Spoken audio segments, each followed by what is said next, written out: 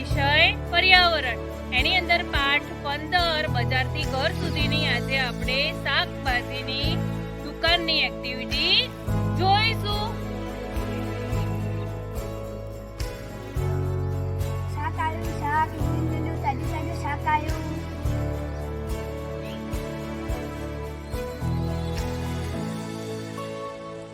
અહીંયા કૌશલ કાકા, આજે તો તમે લીલાછમ તાજા તાજા શાકભાજી લઈને આવ્યા છો. હા ને, તમે લાવવા તો પડે જ ને. જેટલા લીલા અને તાજા શાકભાજી હોય એટલા વધારે વેચે, અને જો શાકભાજી વાસી હોય તો કોઈ ના લે. આ ટામેટા શું ભાવ આપ્યા? લઈ લો ને 30 રૂપિયા કિલો. કૌશલ કાકા, તમે સવારે પહેલા 8 વાગે ઉઠો છો, તમે કેટલા વાગે શાક માર્કેટ જાઓ છો?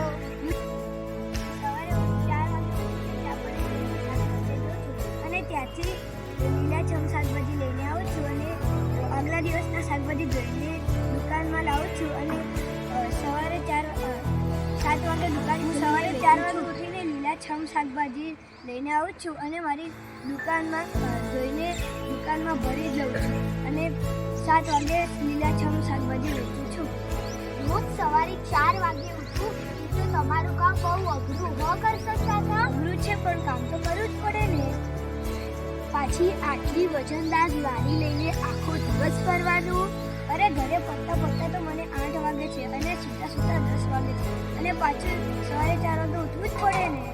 અરે પૂજા બહેન, આપણને તો એવું લાગે છે કે શાકભાજી વેચવી એટલું સહેલું છે, પણ એવું નથી. દરેકને પોતાના કામ તેની જગ્યાએ મહત્વના હોય છે. વિચારો, અગત્યના કામ ન કરે તો કેટલી મુશ્કેલી પડે. હા ગીતા બેન, તમારી વાત સાચી છે. કરતા કાકા, કોબીજ શું ભાવ આપી? કોબીજ લઈ લો ને 40 રૂપિયા કિલો. કાકા, આ દૂધી શું ભાવ આપી? લઈ લો ને 20 રૂપિયા 500 ગ્રામ, અને 30 રૂપિયા કિલો.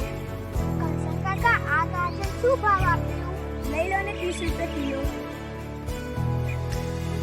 કરશન કાકા, બટાકા શું ભાવ આપ્યા? લઈ લો ને 30 રૂપિયા કિલો.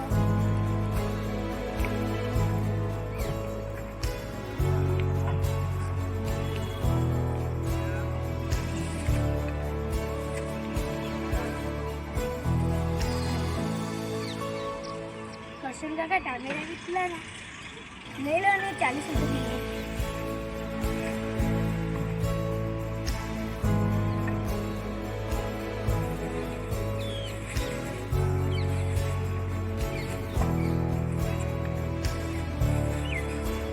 આપણે શાકભાજીની લારીની કરશન કાકાની વાર્તા અથવા નાટક દ્વારા આપણે સરસ એક્ટિવિટી જોઈ.